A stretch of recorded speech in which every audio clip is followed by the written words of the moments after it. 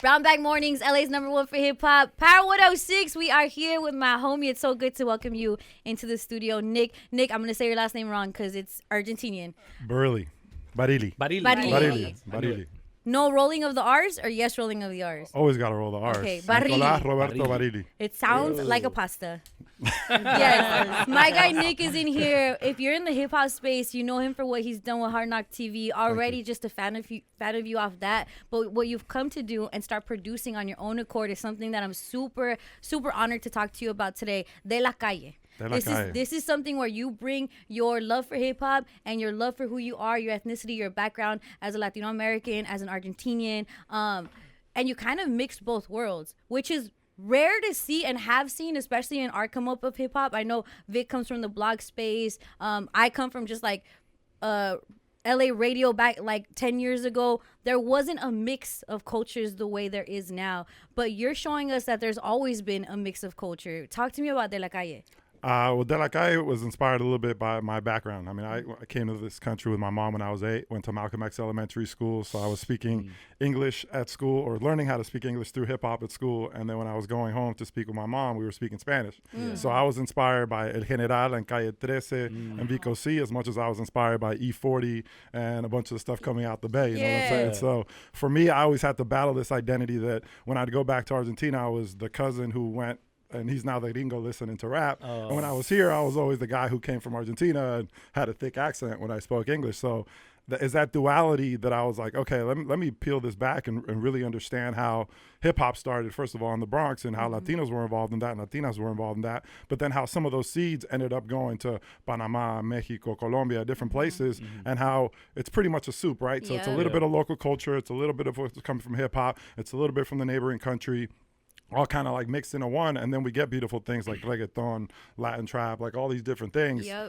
So I just wanted to kind of study that and go on a journey, and that's what we did season 1. And you did, That's and awesome. like what I love is like the base is hip hop, and then every country adds their seasoning. You know, it's like the base is there, but it's like what Mexico did with it versus what like Puerto Rico did with it, what New York did with it versus what California did with it is so different. But the love is the same, and that culture starter is the same, right? Yep. I want to talk to you too about like coming to, because you grew up in the Bay. Yep. So growing up in the Bay, you spoke only Spanish at home. Did English sound weird to you? Because sometimes I hear with my cousins that only speak Spanish, when they hear English, they hear the funniest words. Like, and to have to go to school like that and learn like that. Angie, you two were like...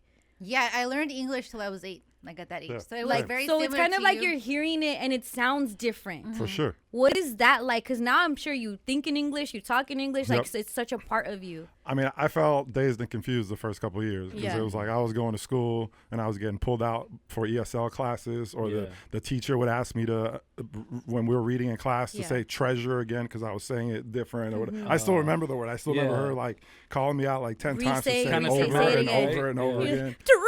Yeah. How did you say it? I don't. It's just to be different. honest, I That don't tongue remember is how not I said in it at you. that time. I know. That's could've- why I get it. I understand. Because Yeah. same thing. That's how I learned how to spell because I'm like, it's pecause in Spanish. You say That's it true. different. You're so cute. So I relate to that part. Well, yeah. kind of, because I'm sure like when they looked at you, they knew like she doesn't speak English. But when they looked at you, but see, no, when they looked at you, Nick. But here's the different part, because I wasn't of the culture, so I didn't dress from here either. So it wasn't just a culture, it wasn't just Yeah. a language thing. They're Yeah, like, you felt like you that stuck out They're anyway.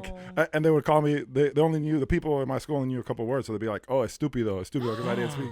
So it's like, it's funny. 'cause, Dabbing like, in the Bay. Ooh. tell me where to go. Yeah. But nah, like now you look at me and you're like, oh, he's just some tall white kid. But Yeah. you know, growing up, it didn't feel like that because I didn't speak the language, I didn't dress, Yeah.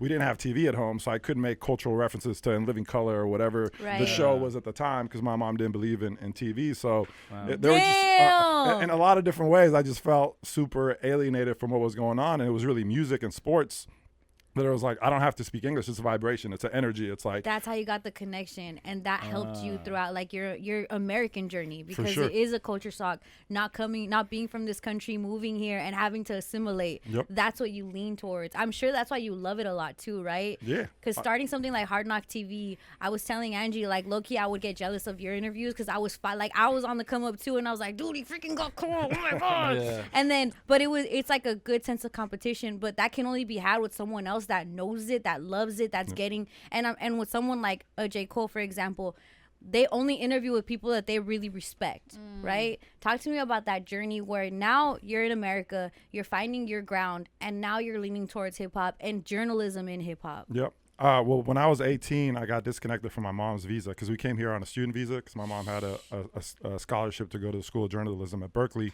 But as an 18-year-old, I wasn't a kid anymore, so I got disconnected from her visa, so I couldn't go to college. So I was like, damn, every day I was like, damn, I'm about to get deported, but I got to make the best of my time here. So I ended up interning at a radio station in the Bay, and that was my first kind of like step into the industry. And then at the same time, I went to Berkeley TV, which is a cable access show in Berkeley, and I paid my $35 membership, and I taught myself how to like use cameras and edit linear video and all this different stuff. So that was kind of like, and at the time we were interviewing artists like Hieroglyphics and The Coup and like a bunch of like artists from the Bay Area that were really doing things, and that was kind of like my first step into like, okay, I don't know if I'm going to be here tomorrow, but I got to make the best of what I got and my resources here, and it's that Bay hustle of like, I'm going to make the best out of every day, and the rest is history. Oh, That's super dope. Tell me about being a Latino journalist in the hip hop space, because you had to be one of the first ones, right? I mean, I was influenced by someone named Fidel Rodriguez who had Divine Forces Radio in LA. So I definitely wasn't the first. I definitely I'm not taking that on, but see, Vic is 70% European. Anything he does is the first time that it's happened. Yeah, we're First the time first time there's a Latinos in the morning, even though Baker Boys existed and everybody else did. I don't remember. I won't say I was one of the first, but I'm definitely one of the first to carve it out on the digital space, I would say, with a YouTube channel. And it's funny because people are like, oh, you're ahead of your time with a YouTube channel because we started back in 2005. But I started the YouTube channel because I went to Hollywood and everyone told me no. It wasn't because I was like, YouTube's the future. It's because it was the only place that wouldn't tell me no. I was like, all right, I'll just upload my videos here. And they weren't able to tell anybody no at that time. So that's really the definition of you building your own table because nobody would let you sit at theirs. 100%. It's like, and I saw... it's funny that Letty actually, I'm thankful for you coming and moderating the screening at the Latino Film Festival. The first time I went to the Latino Film Festival 5 years ago, the director from the documentary that year was like, yo, all this time we've been trying to have a seat at their table. He's like, but we need to build our own tables and invite them to come sit with us. And I was like, that's the move. That's the move in Hollywood, because we're still only, we're 20% of the population in the U.S., but we're still only like 5% of the people in front and behind the camera. So the trying to sit at their table hasn't worked all this time. So I think it's about us creating our own table with culture, with movies, with everything, with music. And then being like, hey, y'all should come sit at our table because our table is what's going on. Yeah, exactly. We play Fuerza Regida here. Yeah. No, I see the come up, and I see just like from the fast forward of it all. And to me, it's kind of like we were sleeper cells is how I put it too, especially because we're such a mix. Like, we know the waking up at Saturday mornings cleaning to Latino music. We know coming up in LA or the Bay and loving hip hop. And right now is like the perfect time for someone that grew up the way that we grew up. Our representation has been like no other in music. Like, we see the Bad Bunnies, we see the Peso Plumas. That's as much us because they're like Peso Pluma's favorite rappers, OGZ. Like, you know what I'm saying? Like, but we see all of that, and it's kind of like we were meant to be here at this time exactly to do and create the stuff that we're doing now with De La Calle. And I love that you brought up La Leaf, the Latin American Latino Film Festival, the LA Latino Film Festival. LA Latino Film Festival. See, that they're not gonna invite me back. But it was dope to me to see, because there's also parts of, like, let's say it's like is it Venn, the circle one? Venn diagram. So let's say there's like the Latino culture, and then there's the hip hop culture, and you're either in one or the other. Now we're seeing them cross, and then you're allowed to be in this middle space. Whereas I never really felt, and I told Nick, I didn't really feel like I was accepted in these spaces by Latinos because I was so hip hop. You know what I'm saying? And to now be a part of what he's presenting, what is the mix of that, the documentary style, the docuseries style. to be able to now be up there talking, now I felt like I belong, you know. I'm sure that's something that motivated you too, because you had been to them before. I don't think you've seen things like De La Calle on there. Nah, I made it because I wanted to see it, and I made it because I felt like for a long time, just like you, I'm a hip hop enthusiast. I love hip hop, and I kept turning on documentaries, and I was like, well, are there any Latino contributions throughout the years? And it was like it was really hurting me because I grew up on Cypress Hill, Lighter Shade of Brown, The Mexicans, Delinquent Habits, like Fat Joe, Tony Touch, Big Pun. Like a lot of them were so impactful in me growing up. And I was like, man, these stories as we get away from that era are just being lost. And it's like, you could see it in the Cypress Hill doc, you could see it in a couple of LA docs, but I was like, where were all the people in New York who were contributing to hip hop? And, you know, when I started on this journey, then you find out that someone like Danny Rivera, aka Mr. Schick, was the first person to record a Spanish rap on an album back in '81. Wow. You know, you hear the stories of someone like Lady Pink and Lee Quiñones doing graffiti early days, who were actually the two main characters of Wild Style. And Wild Style is one of the movies that people reference as like the hip hop movie. Yeah. You have two Latinos and Latinas starring in that, you know, contributing to graffiti culture. You have someone like DJ Charlie Chase and Devastating Tito, and you have all these different people who contributed to the culture, who over the years sometimes people forget that they were actually there. And for me, it was like, yo, our pioneers are still alive. Let's go talk to them and have them tell their stories and give them their flowers now. Because anyone who says that Latinos weren't part of hip hop, it's like, well, let's talk to the people who were there. Right. I'm like, then we can have this conversation, because it's easy to have that conversation on Twitter when you're 40 years removed from the culture, but or 50 years removed from the culture. Let's go back and talk to the people who actually contributed. And you know what's crazy to me too is like, there's this documentary. I don't know, I wouldn't even know what to call it. It's John Leguizamo's Latin History for Morons, right? And in it, he just talks about the contributions Latinos have had to like America, period. Like just the creation of America. And he ends his set talking about like, you know, we've been a part of every war on America's side. We've lost the most people as Latinos, but have fought for this country. And he says, what if that stuff was written in the books? How would America look at us? But more importantly, how would we look at ourselves? That sense of pride. When you look at the flag sometimes out here, it's like, that's not for me. Like, that's an American holiday. That's a white person's holiday. That's not for us. But those types of docs showing and we see it with our primos. We just had Veterans Day with people in our lives that have also been of service. When we start recognizing, like, that's us too. Like, don't disconnect yourself. That gives you a sense of power. Similarly, within the hip hop space, when you're seeing these stories, it helps you see, wow, I'm not an outsider. Wow, it's not just like me doing it right now, or the sprinkle of a Cypress Hill, or the sprinkle of a this. It's like, it's been around since the conception of it, and it allows you to feel more identity within that space. Even going to Mexico, when you went to Mexico on that episode, understanding what they did with battle rap, understanding that battle rap even happened before they knew what the rap part was. They would just battle with words in Mexico. To understand that there is even rooted history that you can go back in time with and say, this is a part of just me, like my bloodline, right? That's important for us too, because sometimes we'll step ourselves out of conversations because we're like, okay, it's not for us. And it's like, no, actually, it's part of your culture too. Talk to me about the Mexico episode, because it had to be, especially you being Argentinian, it's easy for me to just love it because it's Mexico. But for you to understand, like, wow, this what they're doing there, what Santa Fe Clan is doing with cumbias, right? What they're doing with the battle rap scene. Tell me about that experience. I mean, you mentioned Santa Fe Clan. I think to me, he is kind of like a perfect representation of what the series is about. Because if you look at what he's doing, you have cumbia, which started in Colombia, right? But it made its way to Mexico. Then it got rebajada. So that means it got slowed down. It's like chopped and screwed. For those listening to hip hop, and like cumbia got chopped and screwed. And then on top of that, he's playing an accordion. And on top of that, he's rapping in Spanish. And on top of that, he's dancing a mix of like indigenous dancing with something that looks like it's street dancing like from LA. Breakdancing and sea walking, other type of dancing.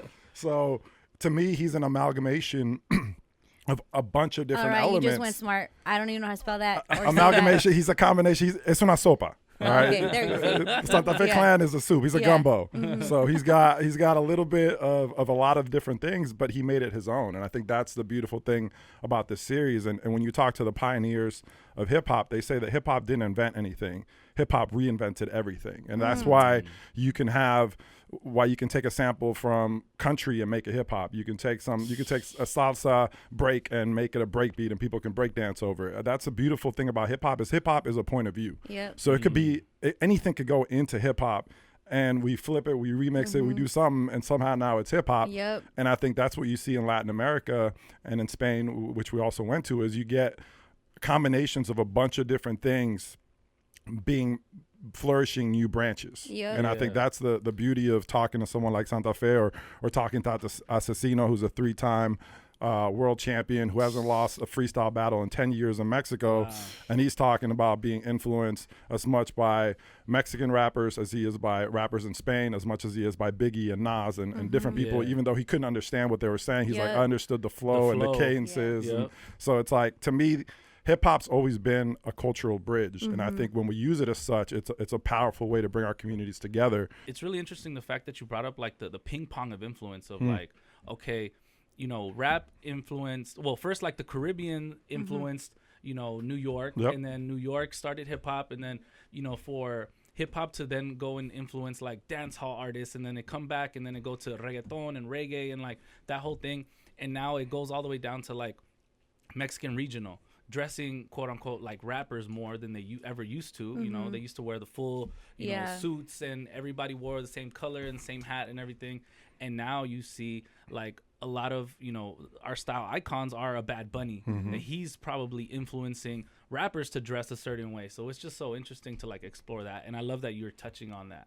I think that's a beautiful thing about culture, right? It's like there's so many different things that go into it that the more you dive into it, and like in the Mexico episode when we studied copleros, and we studied how like so tight. In Argentina it's similar. It's pachadores who would go back and forth in the campos. Yeah. So it's like you see that there's an oral traditional. Yeah, was it when back in the day like the coplas and the, how do you say? Pachadores. Is it like dissing each other? Well, it was a lot of different things. Was it like talking about your mom? It was a lot of times it would be battling over a woman, a girl. So it's like you'd be kind of like trying to show off to see who's got, you know, the most skills. Sometimes it was talking about, you know, what was going on in the countryside away from the cities, and people were kind of like using the storytelling to talk about day-to-day life so that other people could understand what it's like in the different areas. So Coplas was singing too, right? Yeah. It was like Pedro Infante singing, like it's like sing battling, crazy. Yeah. That's what coplas is.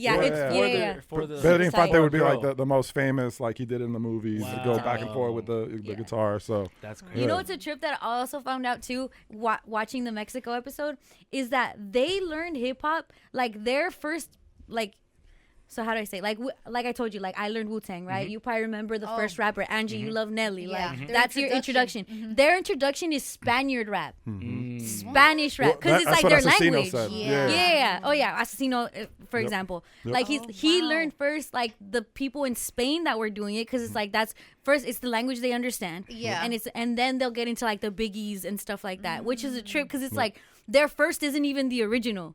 Yeah. But to them, it's like that's what hip hop is, and it's just a trip. Everybody's entrance. Because low-key, Angie's introduction to hip hop is Nelly, and I think that's really hilarious.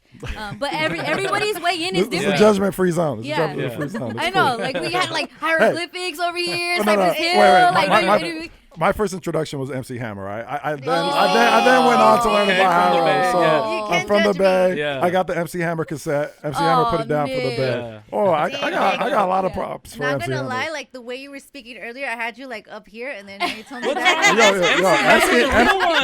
MC Hammer put on from the Bay. He got his first, like, all these rappers who are making endorsement money from brands need to look at MC Hammer, because he had Pepsi. He was like the first. Not only that, but he was putting on for his people. He was putting on for a lot of people. Aside from all that, yes, he had like the squeaky clean image, but he was not a squeaky clean person. He's from the town. He was the thuggiest thug of all of them. Like, I swear. Those pants are big for a reason. Oh, God. Hammer put on for the Bay. A lot of people get it twisted. They're like, oh, he's this, Hammer meant something else. Exactly, yeah. All right. No joke. There's 8 episodes right now available on MTV streaming right now on Paramount Plus, but it's noted, I have to note, that there's no LA episode. And that was something very strategic that you did. Talk to me about there not being an LA episode. Well, a few things. Let me break down. It was supposed to be 9 episodes first season, and LA was the last episode. And the reason why I split it up, well, first of all, is it's a travel show. So we go to different cities and tell the stories of those cities. Yeah. So New His York passport is is stamped. But Look I was at blessed. that. I couldn't travel for 20 years because I didn't have La Papeles. So it's like I created the show so I could go travel Latin America. No Wow, more you were passports. undocumented from Argentina? I was undocumented. Wow. I mean, my mom and I came with a visa, but when her visa expired, I'd been here for 10 years and I was like, okay, now I speak English. Now I have a scholarship to go to the university, and I couldn't because at that time I was an illegal alien. Now we're a little bit more human and we call it undocumented, but the government called me an illegal. Not only was I an alien, I was an illegal alien. An illegal one at so that. It's crazy that our government would call human beings that. But I have a cousin. If you need a marriage. I got my papers now. Wait, how'd you get your papers? Who'd you marry? What white girl? I didn't marry anyone. Well, show us the way, because I have family that, they need it. We'll have an offline conversation. But what was your original question? I don't know. You're traveling out here in these you're traveling. LA. You asked me about LA. So there's originally supposed to be 9 episodes first season. And LA, after I did New York, LA was the last one. So now it's hopefully we'll get a season 2 and LA will be that story. But LA's story, I think, has been told, the contributions in LA, I think, have been told a little bit more than New York because you have something like a Cypress Hill doc, you have something like Mr. Cartoon and Estevan, have their doc. So there's still a lot more stories to tell. And obviously I've spent the last 20-some years in LA. And I got a lot of pride for the contributions the Latinos have had in LA. So that needs to be its own episode. I didn't want to, we only have an hour. I didn't want to condense New York and LA and all that. I was like, and they both deserve their own. They both deserve their own. That leads up for the season 2, brother. With season 2, hopefully you go to DR, Brazil, Peru, all kinds of different. I want to go. I want to go to Africa. I want to go study how Afro beats and reggaeton are combining. I think there's so many. We're just getting started. So that's great. Because one of my favorite stories from out here is this guy Johnny J. So he was a producer for Aftermath. For Death Row, for Tupac, and this was a guy undocumented South Central. He's from Mexico. Came to South Central and contributed to hip hop. And to me, that's when we think of the West Coast sound, we're going to think of Tupac music. And Johnny J is responsible for that. And he looks just like us. Because often, even in the Latino contribution talk towards hip hop, it's never Mexicans. You know, a lot of it is okay, that's people from the East Coast. Why are you guys taking credit and stuff like that? But to see that this is a guy that low-key could have gotten sent back with La Migra. He was definitely pivotal in the West Coast scene and what Death Row ended up doing. And that's really tight. It's just beautiful to see our contributions. I love that you're shedding light to that, actually, because I didn't even know about that. But it's dope to me. You have to have that, and it allows you to feel more of an identity within just the genre in general. Absolutely. I mean, that was the goal for the series. It was, it's about music, but music is the conduit or the way into a conversation to talk about our cultures, to talk about our history, to talk about identity, to talk about gender, to talk about race. I think they're all important conversations that we don't get to see on TV that often. And I think growing up, wanting to see that type of show, I was like, all right, well, if you want it and you don't see it, you got to create it. So it's y'all created the radio show that we want to hear. That part. So it's like... We can talk on us. I'll give you all the dirt. I want to talk to you real quick about your mom. When your mom sees you, first of all, when she saw you leaning towards hip hop, was she for it or not? My dad banned me, excommunicated me from listening, and that's why I loved it more. But what was your story, and how has she seen you? Because she's a journalist, worked at BBC in England, that was her thing. And to see you kind of take that, I'm sure she's proud. Talk to me. My grandfather was a journalist in Argentina. My mom's been a journalist in Argentina. God. You're educated. Super smart. My grandfather went to What jail was that word you used? Can you just say it one more time? Ingratiated or emancipated? I forget what we were. Amalgamation. Amalgamation. But my grandfather went to jail because he was standing up against the corruption in the government. My mom wrote against so I've seen it. I've seen journalism on a high level. But my mom was my greatest inspiration. We moved to this country with a couple suitcases and we made it work. I think early on, I don't think she understood what hip hop was. But she saw that it meant something to me. So it was and I was also cautious about what I would play around her. For sure. But I think later on, she actually, once I broke down lyrics to her, she started incorporating to her UC Berkeley classes. And I sent her lyrics from like everyone from like Ozomatli and Immortal Technique and like different artists. No too short, no too short. But I was like, break the lyrics down the way that you break down a poem from Garcia Lorca or by like anyone else. Like it's like break these lyrics down, and then once she was able to connect with the lyrics and the message and how hip hop is really. It started from, and the hip hop I love is talking about marginalized communities, right? And it's giving voice to people who don't usually have a voice. So I think once she saw that, I think is when she was able to connect with it and understand. Because my mom doesn't understand English when it's rapped so fast. So she's like, I don't even understand what fully is being said. Yeah. But once I printed out the lyrics and she was able to digest it, then she was able to understand it and be like, oh, okay, this is poetry. This is lyricism. Yeah. Dang. All right, I got one more. Okay, so talk to me about the Argentina episode. Returning to Argentina, but now you have a camera crew with you and you're doing a show. Just tell me about that moment, touching down on that soil. The Argentina episode was an emotional one for me for sure. Because we not only did we go to Buenos Aires and study the scene there, but then we went to Mar del Plata, which is where I was raised. Mm-hmm. So it was an emotional episode because I think anyone who leaves a country, you always have a longing for your family back home. You have a longing. I grew up there until I was 8, so it's like my happy memories of us having like holidays together as a family are there. So it's a hard feeling to go back because you realize what you sacrificed. But I also came back doing my dream, which is part of the reason why my mom came out here, was for us to be able to live out our dreams. So it's that dual feeling of like being back and the nostalgia of being back.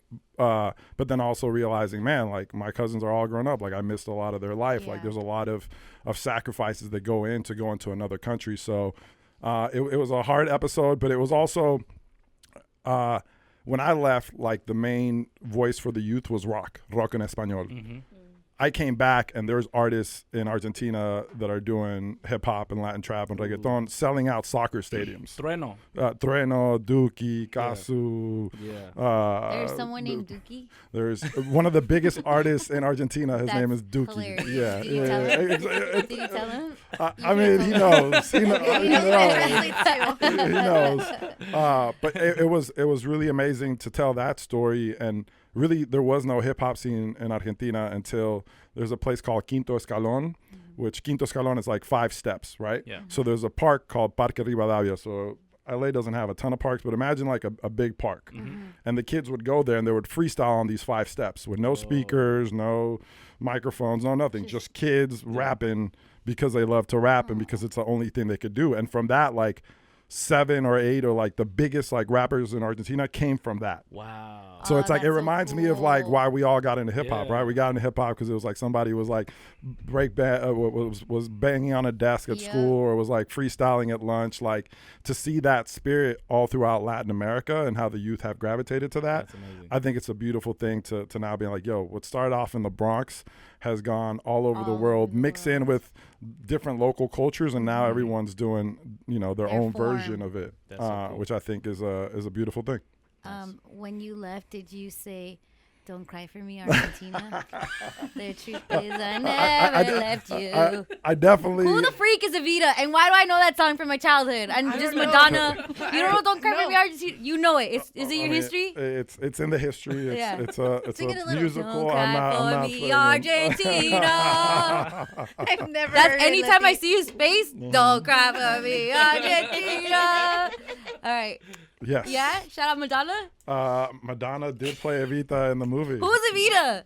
Evita, it's complicated history. Oh. Yes. Is she like a president? She was the wife of a president. Ooh, but she also like led the people from her position. So it was like she was. So she's like the first lady. She's a first lady. It's complicated. So it's complicated. It's complicated. She's a great singer. She's a great singer. It's complicated. Argentina has a complex history. I need to go back and watch it. Watch it's like some crazy like slaughtering, and I'm here like singing. It is, huh? Well, I mean, it came after. There was a lot of repression that there was around before and after that time. So it's like a lot of people disappeared. The soundtrack was really nice. The soundtrack is a banger. Look, Nick. He's like, you don't know the truth. Yeah. Go watch a He's documentary. like, all you saw was American propaganda.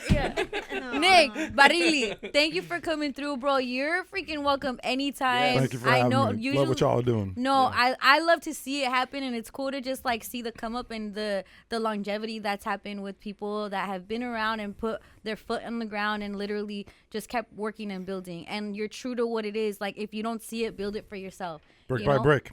And you can watch De La Calle now. There are 8 episodes, MTV Paramount, and Paramount Plus. If you don't have Paramount Plus subscription, there's a De La Calle promo code that gives you a free month of of Paramount. So no excuses. No excuses. Wait, what's the promo code? Promo code De La is Calle? De La Calle, all one word. Yeah. You can watch De La Calle, you can watch The Shy, you can watch Billions, you can watch SpongeBob. You know, fun for the whole family. I watched the challenge on Paramount Plus because it's MTV. You can watch Jersey Shore? Yeah. You know, whatever your taste is. Shout out to my they guy got Nick. it. And you need to peep it because not only are you watching something that's going to educate you or like you really peep game on hip hop, you learn about yourself. And that's what's dope. You find yourself within these stories. It's a trip. It's a trip. Thank you so much, Nick, for coming. Thank you for having me. Appreciate Power y'all. 106, Brown Bag Mornings.